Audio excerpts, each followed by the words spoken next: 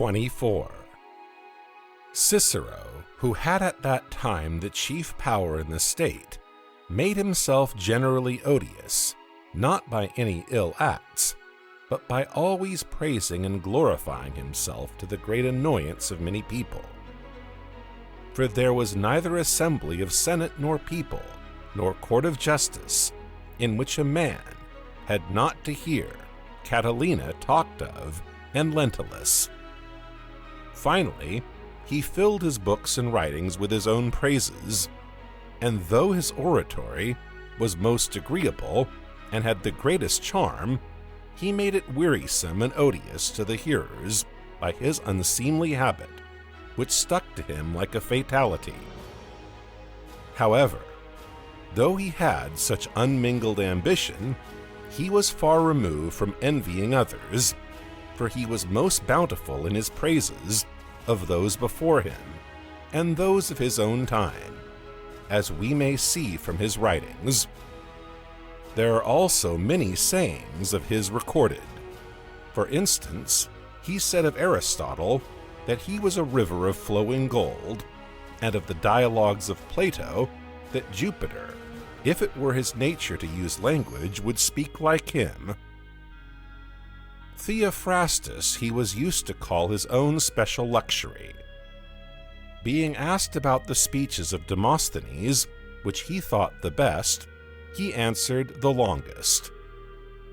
Yet some of those who pretend to be imitators of Demosthenes dwell on an expression of Cicero, which is used in a letter to one of his friends, that Demosthenes sometimes nodded in his speeches.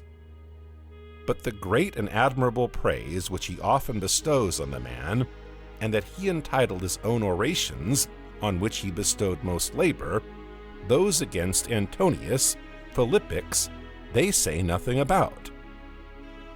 Of the men of his own time, who gained a reputation for eloquence and learning, there is not one whose reputation he did not increase, either by speaking or writing in favorable terms of him. When Caesar was in power, he obtained from him the Roman citizenship for Cratippus, the peripatetic, and he prevailed on the Areopagus to pass a vote and to request him to stay in Athens and instruct the young, as being an ornament to the city. There are letters from Cicero to Herodes and others to his son, in which he exhorts to the study of philosophy under Cratippus. He charged Gorgias, the rhetorician, with leading the young men to pleasure and drinking, and banished him from his society. This and a letter to Pelops of Byzantium are almost the only Greek letters of his which are written with any passion, in which he properly rebukes Gorgias, if he was worthless and intemperate, as he was considered to be. But his letter to Pelops is in a mean and complaining tone, and charges Pelops with having neglected to procure for him certain honors and public testimonials from the Byzantines. 25. All this proceeded from his ambition, and also the circumstance that he was often carried away by the impetuosity of his oratory to disregard propriety. He once spoke in favor of Munatius, who after being acquitted prosecuted Sabinus, a friend of Cicero, who is said to have been so transported with passion as to say, "Do you suppose, Munatius, that you were acquitted on your trial for your own merits, and not because I spread much darkness over the court when there was light?" He gained applause by a panegyric on Marcus Crassus from the rostra, and a few days after he abused him, on which Crassus observed, "Did you not lately praise me in the same place?" To which Cicero replied, "Yes, for practice sake, exercising my eloquence on a mean subject." Crassus having remarked on one occasion that none of the Crassi had lived in Rome to be more than 60 years of age, and afterwards denying that he had said so, and observing, "What could have led him to say this?" Cicero replied, "You know that the Romans would be glad to hear it, and so you wish to get their favor." When Crassus observed that he liked the Stoics because they proved that the good man was rich, "Consider," said Cicero, "if they do not rather prove that the wise man possesses everything." Now Crassus was charged with being fond of money. One of the sons of Crassus, who was considered to resemble a certain Axius, and so to attach ill fame to his mother in respect to Axius, and made a speech in the Senate with applause, and Cicero, being asked what he thought of him, said, "He is Axius Crassus." 26.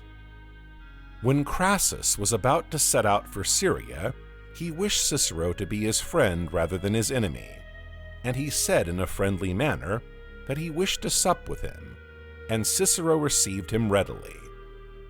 A few days after, when some of his friends spoke with him about Vatinius, and said that Vatinius sought a recollection and to be on good terms with him, for he was then at enmity with Cicero, "Surely," said Cicero, "Vatinius too does not want to sup with me." Such was his behavior to Crassus. As to Vatinius, who had tumors in his neck, and was on one occasion pleading a cause, Cicero called him a tumid orator. Hearing that Vatinius was dead, and being shortly after certainly informed that he was still living, "Ill betide the man," said he, "who lied so ill." Many of the senators were dissatisfied with Caesar's carrying a measure for the distribution of the land in Campania among the soldiers, and Lucius Gellius, who was also one of the oldest of them, said that it should never take place while he lived. "Let us wait," said Cicero, "for Gellius asks for no long delay." There was a certain Octavius who had the ill repute of being a native of Libya, and on the occasion of a certain trial, he said that he could not hear Cicero. "And yet," said Cicero, "your ear is not without a hole in it." Metellus Nepos, observing that Cicero, by giving testimony against persons, had caused more to be condemned than he had caused to be acquitted by undertaking their cause, "Well," said he, "I admit that I have more credit than eloquence." A certain youth who was charged with giving poison to his father in a cake spoke with great confidence, and said that he would abuse Cicero. "I would rather have this from you," said Cicero, "than a cake." Publius Sextius had Cicero with others as his advocate in a cause, but he chose to say everything himself, and would let nobody else speak. And when it was plain that he would be acquitted and the Judases were giving their votes, Cicero said, "Make the most of your opportunity today, for tomorrow you will be a mere nobody." One Publius Consta, who set up for a lawyer, but was an ignorant and stupid fellow, was called as a witness by Cicero on a trial. On Consta saying that he knew nothing, "Perhaps," said Cicero, "you suppose that you are asked about legal matters." Metellus Nepos, during a dispute with Cicero, often repeated, "Who is your father?" On which Cicero said, "As for yourself, your mother has made this answer rather difficult for you." Now the mother of Nepos was considered to be an unchaste woman, and himself a fickle kind of man. On one occasion, he suddenly deserted his office of tribune, and sailed off to join Pompeius in Syria, whence he returned with just as little reason. Nepos had buried his teacher, Philagris, with more than usual respect, and set upon his tomb a raven of stone. "In this," said Cicero, "you have acted wiser than your wont, for he taught you to fly rather than to speak." Marcus Appius, in a certain trial, prefaced his speech with saying that his friend had prayed him to exhibit vigilance and judgment and fidelity. "Are you then," said Cicero, so iron-hearted as to exhibit not one of such great qualities as your friend prayed you to do? 27. Now the use of bitterish taunts against enemies or opposing advocates may be considered as belonging to the orator's business, but the attacking of any persons whom he fell in with, for the purpose of making them ridiculous, brought great odium upon him. I will record a few instances of this also.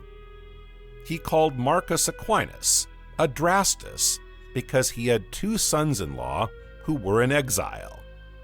Lucius Cotta, who held the office of censor, was very fond of wine, and it happened that Cicero, during his canvass for the consulship, was athirst, and as his friends stood around him while he was drinking, "You have good reason to be afraid," said he, "lest the censor should deal harshly with me for drinking water."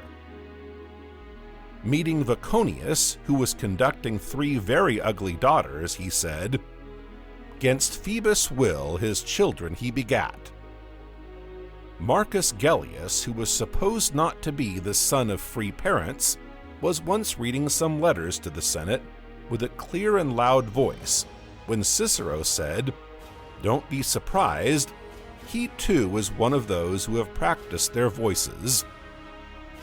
When Faustus, the son of Sulla, who had been dictator in Rome and prescribed many to the death, having got into debt and squandered most of his substance, advertised his household stuff for sale, Cicero said that he liked this prescription better than his father's. 28. He thus became odious to many, and the partisans of Clodius combined against him on the following occasion. Clodius was a man of noble birth, young in years but bold and impudent in his designs. Being in love with Pompeia, Caesar's wife, he got into his house secretly, by assuming the dress and the guise of the lute player. For the women were celebrating in Caesar's house those mysterious rites which the men were not allowed to see. And as there was no man there, Clodius, being still a youth and not yet bearded, hoped to slip through to Pompeia with the women. But as it was night when he got into a large house, he was perplexed by the passages, and as he was rambling about, a female slave of Aurelia, Caesar's mother, saw him and asked him his name. Being compelled to speak, he said that he was looking for a servant of Pompeia, named Abra, but the woman, perceiving that it was not a female voice, cried out, and called the women together. They shut the doors, and searching every place found Clodius, who had hid himself in the chamber of the girl, with whom he came into the house. The affair being noised abroad, Caesar put away Pompeia, and a prosecution for an offense against religion was instituted against Clodius. 29. Now Cicero was a friend of Clodius, and in the affair of Catilina found him a most zealous assistant and guardian of his person.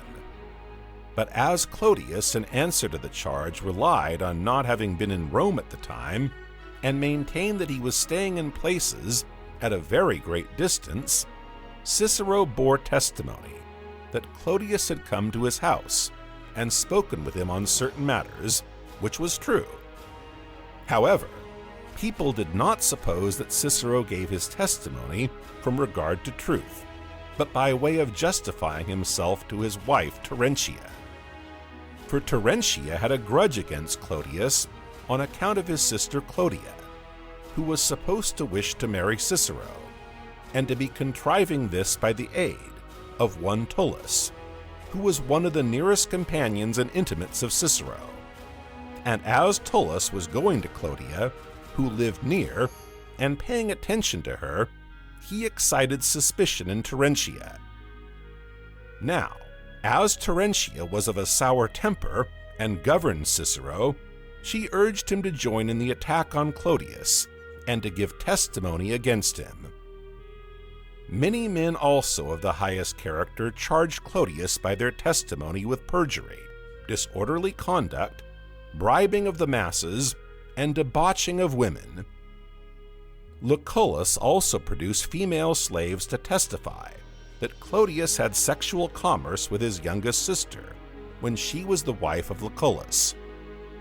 There was also a general opinion that Clodius debauched his other two sisters, of whom Marcius Rex had Terentia and Metellus Celer had Clodia to wife, who was called Quadrantaria, because one of her lovers put copper coins for her in a purse pretending they were silver, and sent them to her. Now the smallest copper coin the Romans called quadrans.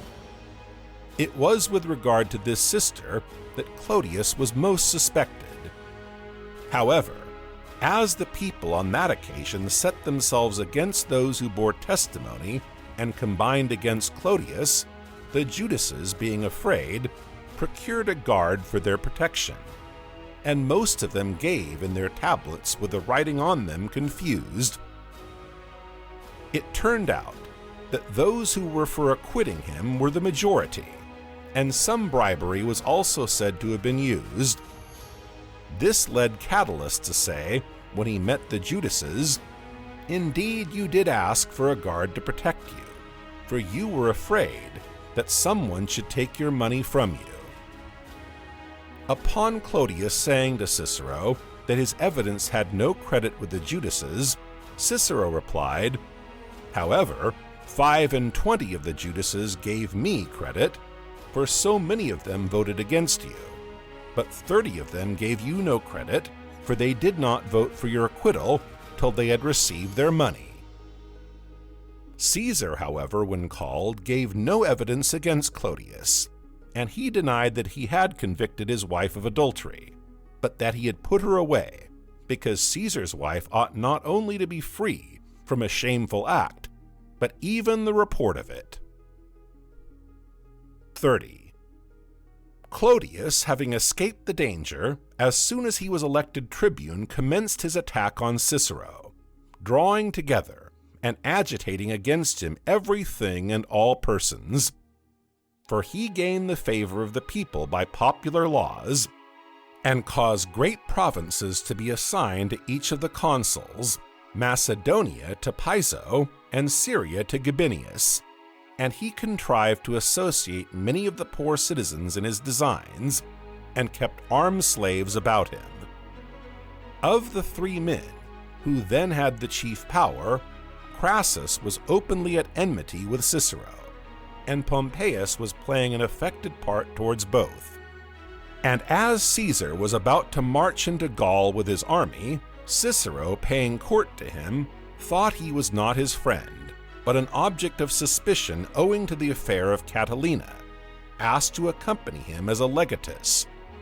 Caesar accepted the proposal, but Clodius, seeing that Cicero was escaping from his tribunation power, pretended to be disposed to come to terms with him, and by laying most blame on Terentia, and always speaking of Cicero in moderate terms, and using words which imported a favorable disposition, as a man who had no hatred or ill feeling towards him, but had certain reasonable grounds of complaint to be urged in a friendly way, he completely stopped Cicero's fears, so that he declined a legation under Caesar, and again applied himself to public affairs, at which Caesar, being irritated, encouraged Clodius against Cicero, and completely alienated Pompeius from him, and he himself declared before the people that he did not consider it right or lawful for men to be put to death without trial, like Lentulus and Cethegus. For this was the charge, and to this Cicero was called to answer. Being therefore in danger and under prosecution, he changed his dress, and with his hair unshorn, went about supplicating the people. But Clodius met him everywhere in the streets with violent and audacious men about him, who with many insolent jeers at Cicero's reverse and attire, and after pelting him with mud and stones, hindered his suppliant applications. 31. However, at first nearly all the body of equites changed their dress when Cicero did, and not less than 20,000 young men accompanied him with their hair uncut and joined in his suppliant entreaties. When the Senate had met in order to pass a vote that the people should change their dress as a public calamity, and the consuls opposed it, and Clodius was in arms about the Senate house, no small number of senators ran out, tearing their clothes and calling aloud. But as this sight neither procured respect nor pity, and Cicero must either go into exile or try force and the sword against Clodius, he entreated Pompeius to aid him, who had purposely gone out of the way and was staying on his estate at the Alban Hills. And first he sent his son-in-law Piso to entreat for him, and then he went himself. Pompeius, hearing of his coming, did not wait to see him, for he had a strong feeling of shame towards a man who had made great efforts on his behalf and had carried many public measures to please him. But as he was Caesar's son-in-law, he gave up old obligations at his request, and slipping out by a different door, evaded meeting with Cicero. Cicero, being thus betrayed by him and left deserted, fled for refuge to the consuls. Gabinius still maintained his hostility, but Piso spoke more kindly, and advised him to go out of the way and to yield to the impetuosity of Clodius, and to submit to the change in circumstances, and again to be the savior of his country, which was involved in civil commotion and misfortune through Clodius. Having got this answer, Cicero consulted with his friends, of whom Lucullus advised him to stay, and said that he would gain the superiority. But others advised him to fly, inasmuch as the people would soon long for him when they were satiated with the madness and desperation of Clodius. This was Cicero's own judgment, and he carried to the Capitol the statue of Athena, which for a long time had stood in his house, and to which he paid a special honor, and dedicated it with the inscription, "To Athena, the guardian of Rome." And receiving from his friends persons to conduct him safely, he left the city about midnight, and went by land through Lucania, designing to stay in Sicily. 32. When it was known that he had fled, Clodius put to the vote the question of his banishment, and issued an edict to exclude him from fire and water, and that no one should furnish him with a shelter within 500 miles of Italy. Now others paid not the slightest regard to the edict, for they respected Cicero, and showed him all manner of kindness, and set him on his way. But in Hipponium, a city in Lucania, which the Romans called Vibo, Vibius, a Sicilian, who had derived many advantages from Cicero's friendship, and had been prefect of the Fabri during his consulship, would not receive Cicero in his house, but sent him word that he would assign him a spot of ground. And Gaius Virgilius, the praetor of Sicily, who had been most intimate with Cicero, wrote to tell him to keep away from Sicily. Whereat, desponding, he set out from Brundisium, and thence attempted to pass over to Dyrrachium with a fair wind. But as it began to blow against him when he was out at sea, he came back the day after, and again set sail. It is said that when he had reached Dyrrachium and was going to land, there was a shaking of the earth and a violent motion in the sea at the same time, from which the diviners prognosticated that his flight would not be lasting, for these were signs of change. And though many men visited him from goodwill, and the Greek cities vied in sending deputations to him, yet he passed his time in despondency and exceeding grief, for the most part looking to Italy, like those who are desperately in love. and in his bearing became very mean and humbled by reason of his calamity, and so downcast as no one would have expected from a man who had spent his life in such philosophical pursuits. And yet, he often asked his friends to call him not an orator, but a philosopher, for he said that he had chosen philosophy as his occupation, but that he employed oratory as an instrument for his purposes in his public life.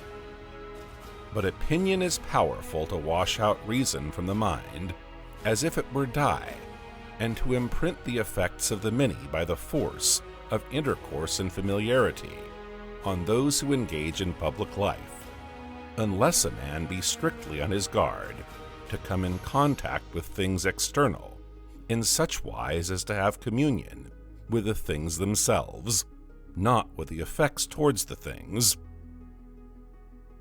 33. Clodius, after driving out Cicero, burnt his villas and burnt his house, and built on the ground a temple to liberty. The rest of Cicero's property he offered for sale, and announced it daily, but nobody would buy. In consequence of these measures being formidable to the aristocratical party, and dragging along with him the people, who were let loose to great violence and daring, he made an attack on Pompeius, ripping up some of the things that were settled by him in his military command, by which Pompeius, losing some of his reputation, blamed himself for giving up Cicero.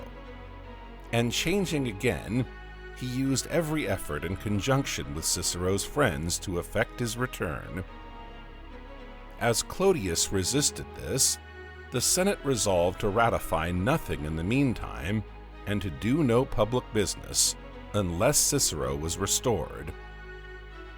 When Lentulus was consul, and the disorder went on increasing, so that tribunes were wounded in the forum, and Quintus, the brother of Cicero, only escaped by lying among the bodies as if he were dead, the people began to undergo a change of opinion. And one of the tribunes, Annius Milo, was the first to venture to bring Clodius to trial for violence, and many sided with Pompeius, both from among the people and the neighboring cities. Coming forward with them and driving Clodius from the forum, he called the citizens to the vote. And it is said that the people never confirmed any measure with so much unanimity. The Senate, vying with the people, passed a decree in honor of those cities which had served Cicero in his exile, and for the restoration, at the public expense of his house and villas, which Clodius had destroyed. Cicero was restored in the 16th month after his exile, and so great was the joy of the cities and the zeal of all men to meet him, that what was afterwards said by Cicero fell short of the truth. For he said that Italy bore him on her shoulders and carried him into Rome, on which occasion Crassus also, who was his enemy before his exile, readily met him, and was reconciled to him, to please his son Publius, as he said, who was an admirer of Cicero. 34. After the lapse of no long time, watching the opportunity when Clodius was away, Cicero went with a number of persons to the Capitol, and pulled down and broke the tribunician tablets which contained the records of the administration. When Clodius made this a charge against him, Cicero said that Clodius had illegally passed from the patrician body to the tribunate, and that none of his acts were valid, at which Cato took offense and spoke against him, not indeed in commendation of Clodius, but expressing his mortification at his measures. However, he showed that it was an unusual and violent measure for the Senate to vote for the rescinding of so many decrees and acts, among which was his own administration at Cyprus and Byzantium. This led to a collision between him and Cicero, which did not proceed to anything open, but the consequence was that their friendly disposition to one another was weakened. 35. After this, Clodius was killed by Milo, who, being prosecuted for murder, got Cicero for his advocate. But the Senate, being afraid lest there should be some disturbance in the city on the trial of Milo, who was a man of high repute and bold spirit, entrusted to Pompeius the superintendence of this and other trials, and commissioned him to provide for the security of the city and of the courts of justice. Pompeius and the knights surrounded the forum with soldiers on the heights, and Milo, fearing that Cicero might be disturbed at the unusual sight and manage his case worse, persuaded him to be carried in a litter to the forum, and to rest there till the judices met and the court was formed. But Cicero, as it appears, was not only without courage in arms, but was timid even when he commenced speaking, and hardly ceased shaking and trembling in many trials, till his eloquence had reached its height and attained steadiness. When he was the advocate of Murena, on his prosecution by Cato, he was ambitious to surpass Hortensius, who spoke with great applause, and he took no rest the night before, in consequence of which exceeding anxiety and wakefulness, his powers were impaired, and he was considered to have fallen short of his fame. On this occasion, when he came out of the litter to the trial of Milo, and saw Pompeius seated on an elevated place as in a camp, and arms flashing all around the forum, he was confounded, and scarcely commenced his speech, for trembling and hesitation, though Milo himself bravely and courageously assisted at the trial, and would not deign to let his hair grow, or to change his dress for a dark one, which seems in no small degree to have contributed to his condemnation. But Cicero in all this was considered rather to have shown his attachment to his friend than any cowardice. 36. Cicero became also one of the priests whom the Romans call augurs in place of the younger Crassus after his death among the Parthians, the province of Cilicia being allotted to him, and an army of 12,000 legionary soldiers and 2,600 horse, he set sail with instructions to keep Cappadocia friendly and obedient to Ariobarzanes. He accomplished this, and arranged it without any blame and without war. And as he observed that the Cilicians were inclined to a rising on occasion of the defeat of the Romans by the Parthians and the movements in Syria, he pacified them by a mild administration. Nor would he receive any presents when the kings offered them, and he relieved the provincials from giving entertainments. And he himself daily received those who were agreeable to him at banquets, not in a costly way, but liberally. And there was no doorkeeper to his house, nor was he ever seen by anyone lying down, but in the morning he would be standing or walking about in front of his chamber, where he received those who paid their respects to him. It is said that he neither punished any one with rods, nor allowed any man's garment to be rent, nor vented abuse in passion, nor inflicted any penalty accompanied with contumelious treatment. By discovering that much of the public property was embezzled, he enriched the cities, and he maintained in their civil rights those who made restoration, without letting them suffer anything further. He engaged also in a war in which he defeated the robbers of Mount Amanus, for which he was saluted by his soldiers with the title of Imperator.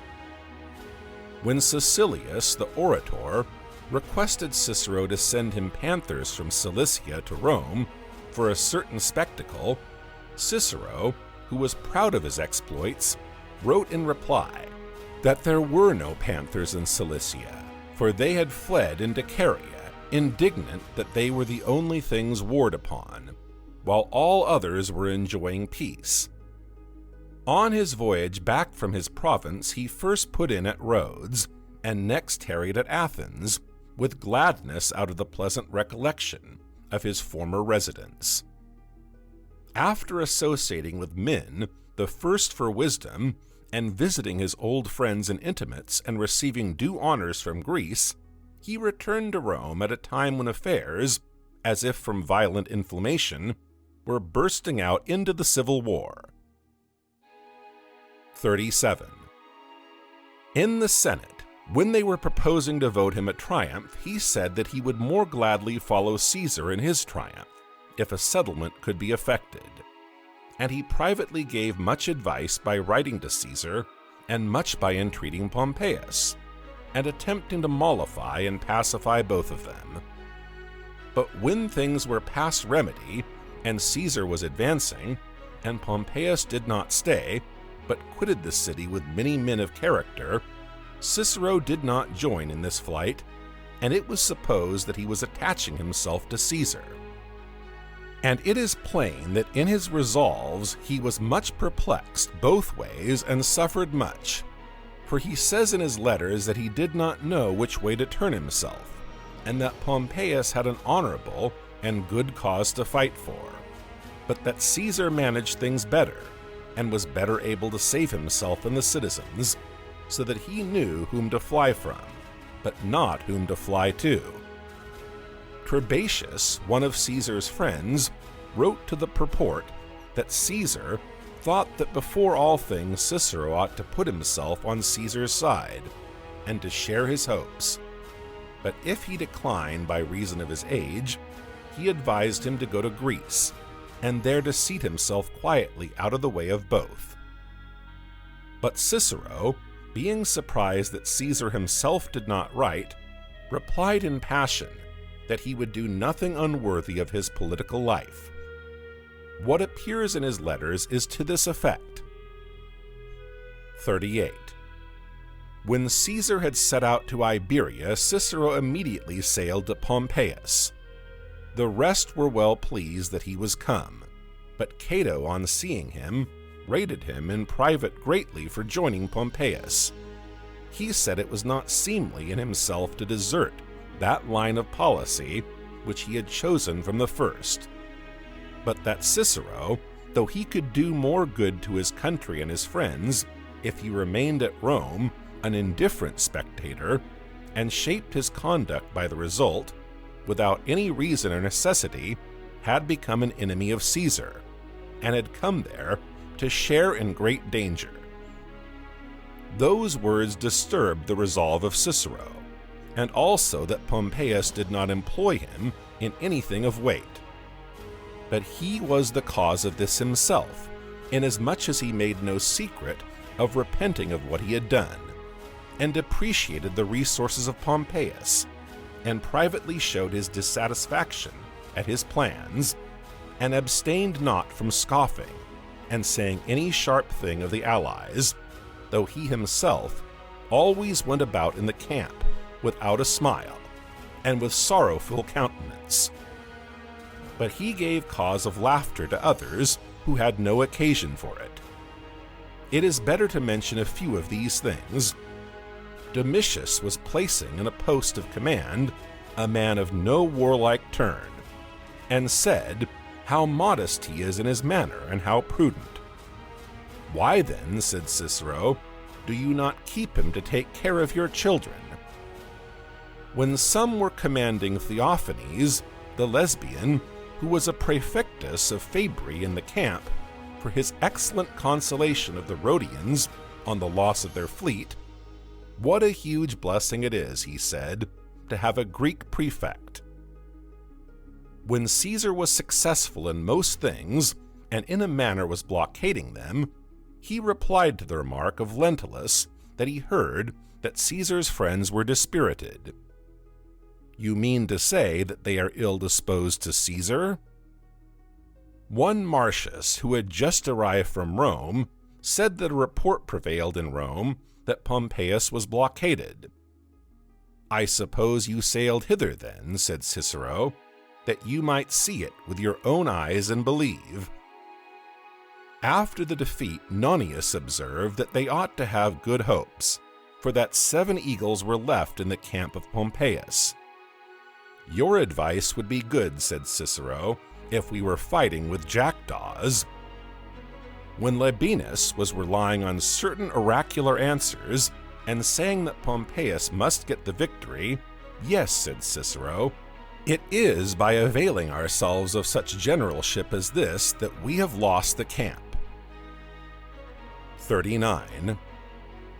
After the battle at Pharsalus, in which he was not present by reason of illness, and when Pompeius had fled, Cato, who had a large army at Dyrrachium and a great fleet, asked Cicero to take the command according to custom, and as he had the superior dignity of the consulship. But as Cicero rejected the command, and altogether was averse to joining the armament, he narrowly escaped being killed, for the young Pompeius and his friends called him a traitor, and drew their swords. But Cato stood in the gap, and with difficulty rescued Cicero, and let him go from the army.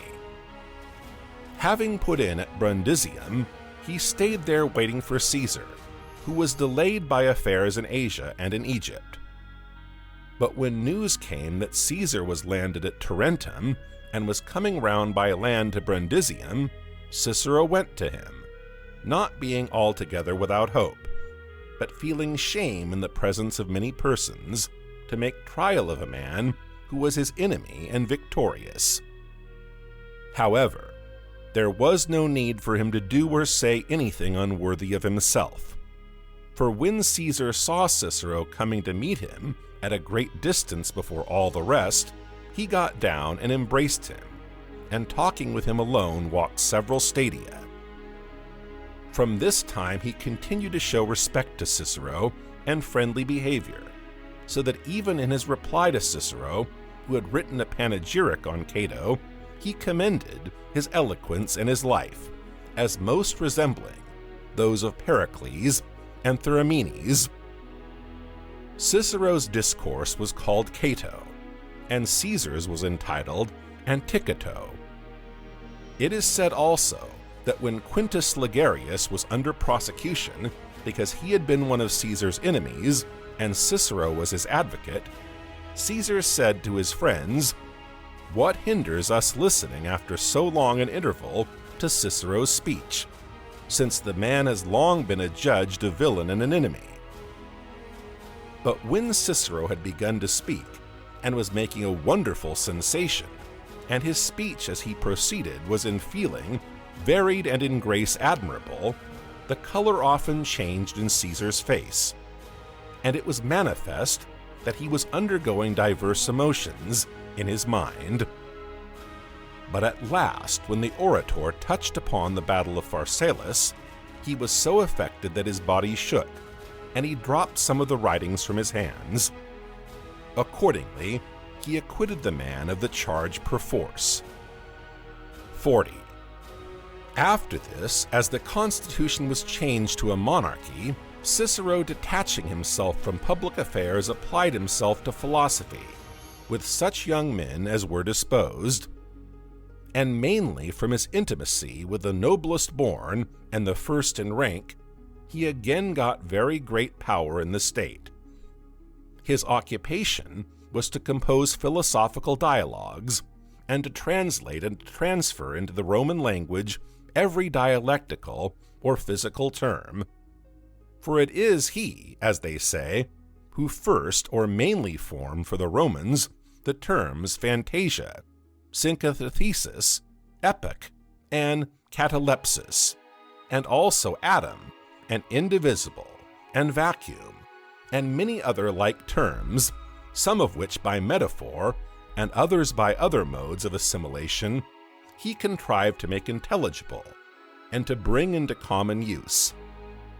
And he employed his ready turn for poetry to amuse himself. For it is said that when he was disposed that way, he would make 500 verses in a night. The greatest part of his time he now spent in his lands at Tusculum, and he used to write to his friends that he was living the life of Laertes, whether it was that he said this in jest, as his manner was, or whether from ambition, as he was bursting with desire to participate in public affairs, and was dissatisfied with matters as they were. He seldom went down to the city, and when he did, it was to pay court to Caesar, and he was foremost among those who spoke in favor of the honors given to him, and were eager always to be saying something new about the man and his acts. Of this kind is what he said about the statues of Pompeius, which Caesar ordered to be set up after they had been taken away and thrown down, and they were set up again. For Cicero said that by this mild behavior Caesar placed the statues of Pompeius, but firmly fixed his own. 41. His intention being, as it is said, to comprehend in one work the history of his country, and to combine with it much of Greek affairs, and in fine, to place there the stories and myths which he had collected, he was prevented by public and many private affairs contrary to his wish, and by troubles, most of which seem to have been of his own causing. For first of all, he divorced his wife Terentia, because he had been neglected by her during the war, so that he set out in want even of necessaries for his journey, and did not even on his return to Italy find her well disposed to him.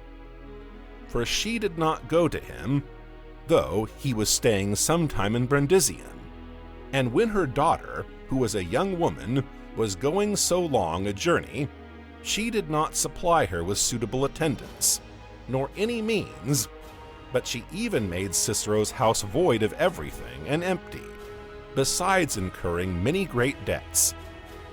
These are the most decent reasons for the separation which are mentioned, but Terentia denied that these were the reasons, and Cicero made her defense a complete one by marrying no long time after a maid, as Terentia charged it, through passion for her beauty, but as Tyro, the freedom of Cicero, has recorded it, to get means for paying his debts.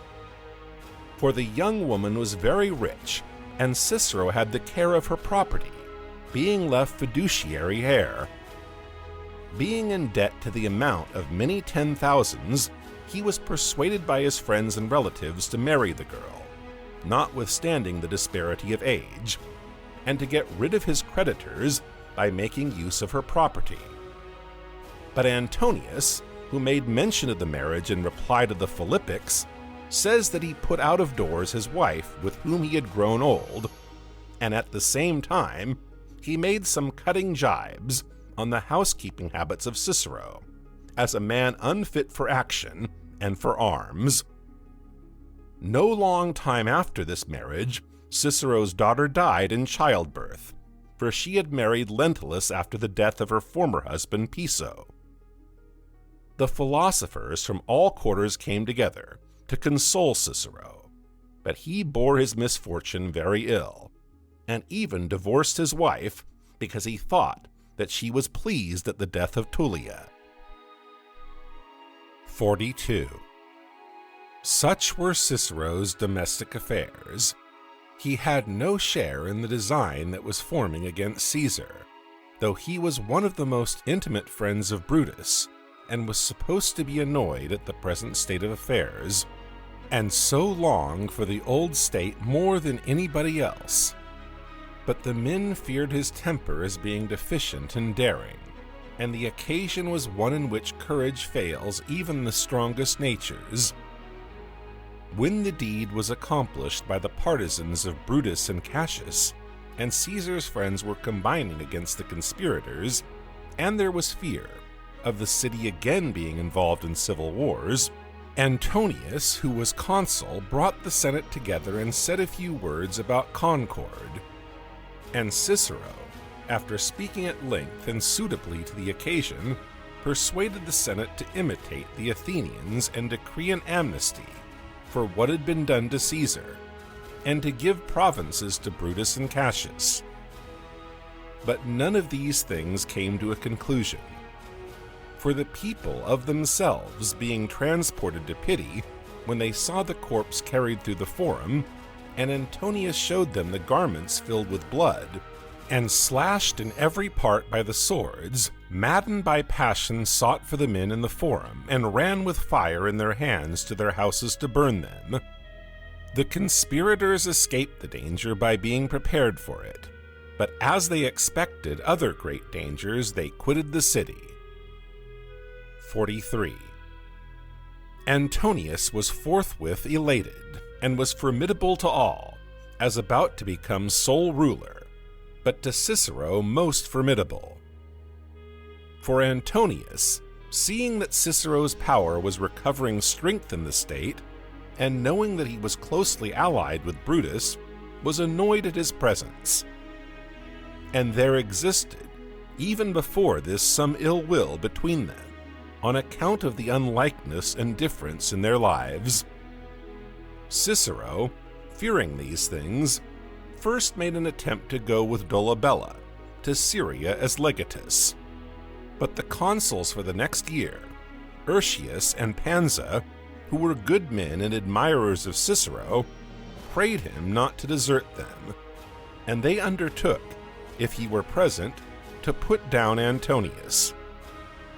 Cicero, neither distrusting altogether nor trusting, gave up his design as to Dolabella, and agreed with Urtius to spend the summer in Athens, and when they had entered on their office, to come back, and he sailed off by himself.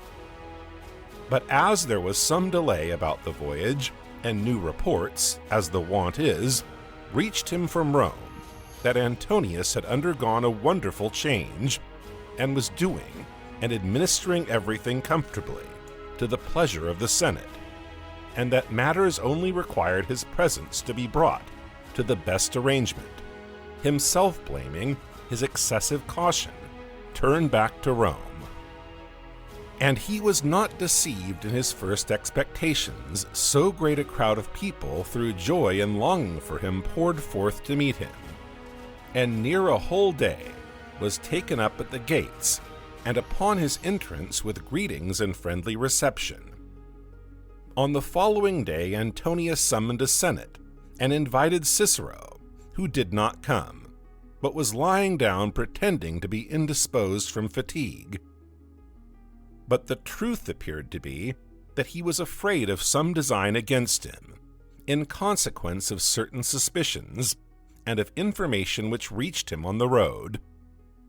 Antonius was irritated at the calumny, and sent soldiers with orders to bring Cicero or burn his house.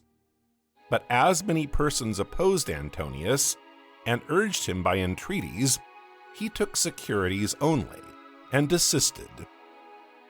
And henceforward they continued to pass by without noticing one another, and to be mutually on their guard, till the young Caesar, having arrived from Apollonia, took possession of the inheritance of the elder Caesar, and came to a quarrel with Antonius about the 2,510,000 which Antonius detained of his substance. 44.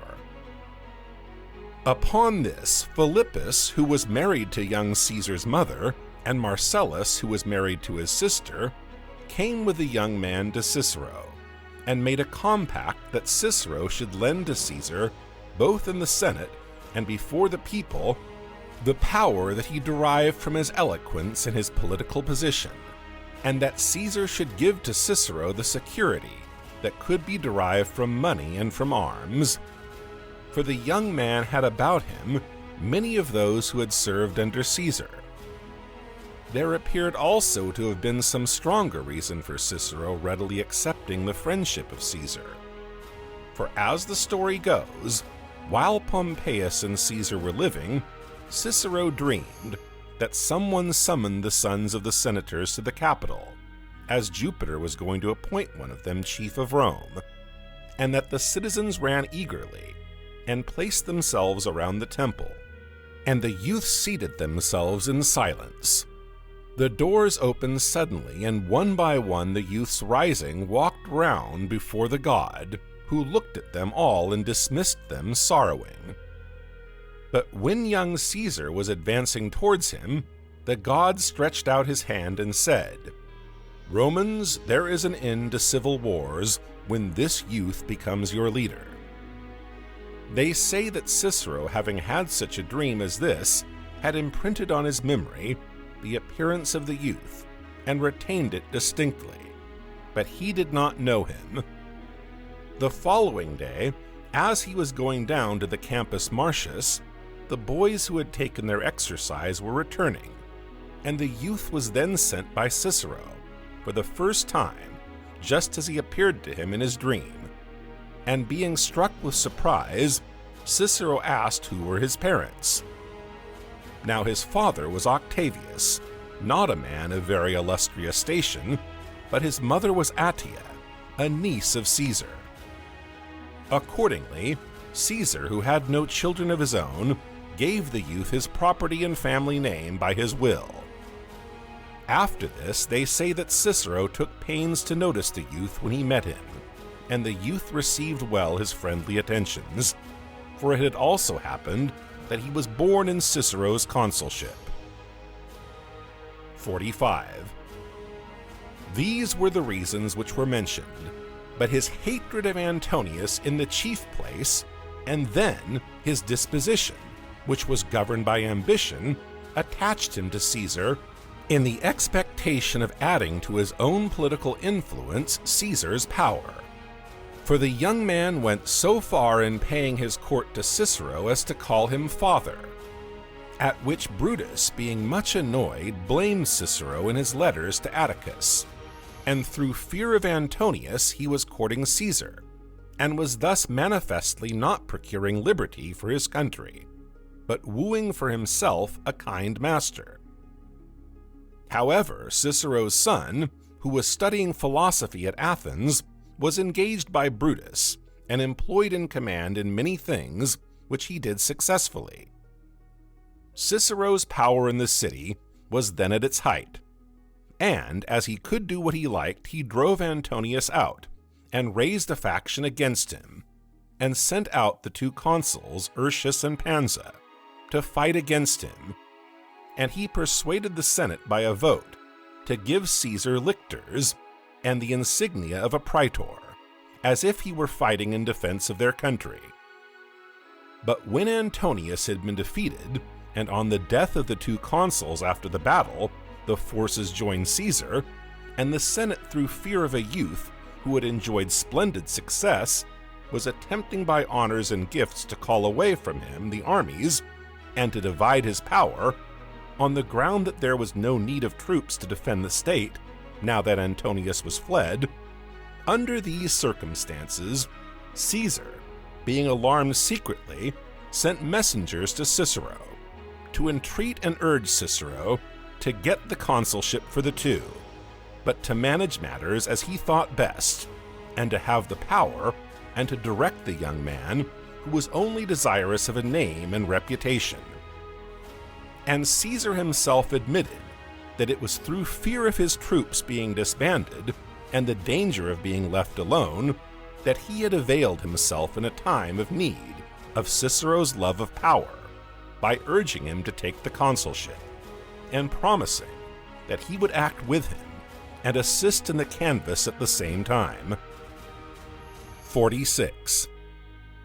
In this way, indeed, Cicero, being very greatly pushed on, he, an old man, by a young one, and cajoled, assisted at the canvass of Caesar, and got the Senate in his favor, for which he was blamed by his friends at the time, and he shortly after saw that he had ruined himself and betrayed the liberty of the people. For when the youth was strengthened and had got the consulship, he gave himself no concern about Cicero, but making friends with Antonius and Lepidus, and uniting his forces with theirs, he divided the chief power with them, just as if it were a piece of property. And a list of about 200 men was made out, who were doomed to die. The proscription of Cicero caused more dispute among them in their discussions, for Antonius was not inclined to come to any terms unless Cicero was the first to be doomed to death, and Lepidus sided with Antonius, but Caesar held out against both. They held their meeting by themselves in secret near the city of Bononia for 3 days, and they met in a place at some distance from the camps, which was surrounded by a river. It is said that during the first 2 days Caesar struggled in behalf of Cicero, but that he yielded on the third and gave up the man. And the matter of their mutual surrender was thus: Caesar was to give up Cicero, and Lepidus his brother Paulus, and Antonius was to give up Lucius Caesar, who was his uncle on the mother's side. So far did they, through resentment and rage, throw away all human feeling, or rather they showed that no animal is more savage than man when he has gotten power added to passion. 47. While this was going on, Cicero was on his lands at Tusculum, and his brother with him. And on hearing of the proscriptions, they determined to remove to Astura, a place belonging to Cicero on the seacoast, and thence to sail to Macedonia, to Brutus, for there was already a rumor about him that he had a force.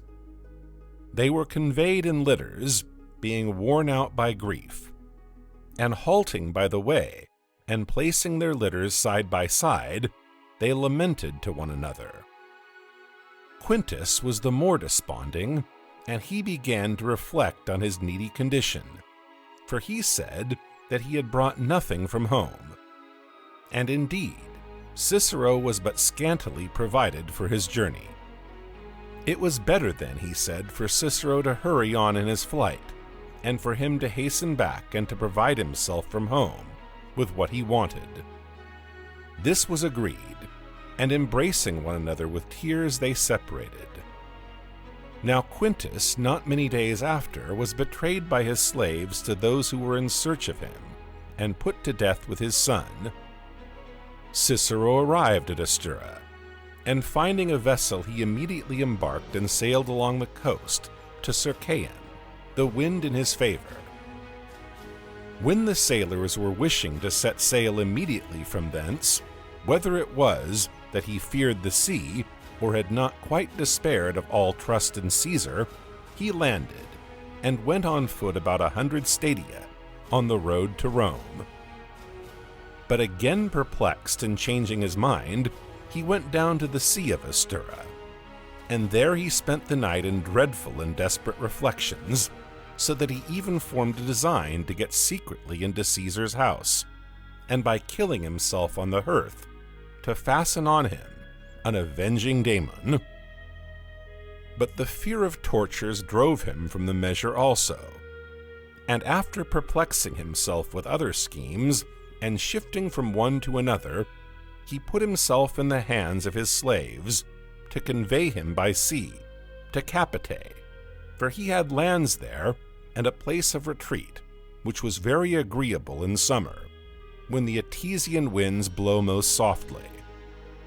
The place was also a temple of Apollo, a little above the sea. A flock of crows winging their flight from thence with loud cawing approached the vessel of Cicero, as it was rowing to land, and settling at each end of the sail yard, some made a noise, and others gnawed the end of the ropes, and all were of opinion that the omen was bad. Cicero landed, and going to the villa he lay down to rest. But most of the crows perched themselves on different parts of the window, cawing clamorously. And one of them, going down to the couch where Cicero lay wrapped up, by degrees removed with its beak the covering from his face. The slaves, seeing this, and considering it a reproach to them, if they should wait to be spectators of their master's murder, while even brute beasts came to his aid and cared for him in his unmerited misfortune, but they themselves were giving no help, partly by entreaty, partly using force, took him up and carried him in a litter towards the sea. 48. In the meantime, the murderers with their helpers came on, Herennius a centurion, and Popilius a tribune, who had once been prosecuted for parricide, and Cicero was his advocate. Finding the doors closed, they broke them open, and as Cicero was not seen, and those who were within denied that they knew where he was, it is said that a youth who had been brought up by Cicero in liberal studies and learning, and was a freedman of Cicero's brother Quintus, Philologus by name, told the tribune that the litter was being conveyed through the wooded and shady paths to the sea. Accordingly, the tribune, taking a few men with him, ran round to the outlet. And as Herennius was running along the paths, Cicero saw him, and bade the slaves place down the litter there. And as his wont was, holding his chin with his left hand, he looked steadily on the murderers, being all squalid and unshorn, and his countenance wasted by care, so that most of them covered their faces, while Herennius was killing him. He stretched his neck out of the litter and was killed, being then in his 64th year. Herennius cut off his head and the hands pursuant to the command of Antonius, with which he wrote the Philippics. For Cicero himself entitled Philippics the speeches which he wrote against Antonius, and to the present day they are called Philippics. 49. When the head and hands were brought to Rome, Antonius happened to be holding an election of magistrates, and when he heard the news and saw what had been done, he called out that the prescriptions were now at an end. He ordered the head and hands to be placed above the rostra, on the place whence the orators spoke, a sight that made the Romans shudder, who thought that they saw not the face of Cicero, but an image of the soul of Antonius. Still, he showed herein one sentiment of just dealing, for he delivered up Philologus to Pomponia, the wife of Quintus, who having got him into her power, inflicted terrible vengeance upon him, and among other things, compelled him to cut off his flesh bit by bit, and to roast and eat it. Thus some of the historians have told the story, but Tiro, who was Cicero's freedman, makes no mention at all of the treachery of Philologus. I have heard that Caesar a long time after once went to see one of his daughter's sons, and as the youth had in his hands one of Cicero's writings, he was afraid, and hid it in his vest. The which Caesar observing, took the book and read a good part of it, while he was standing, and then returning the book to the boy, said, "A wise man, my boy, a wise man and a lover of his country." As soon as Caesar had finally defeated Antonius, he took Cicero's son to be his colleague in the consulship, and whose magistracy the Senate threw down, the statutes of Antonius, and destroyed all other testimonies in honor of him, and further decreed that no Antonius should bear the name of Marcus. That the daimon reserved for the family of Cicero, the final vengeance on Antonius.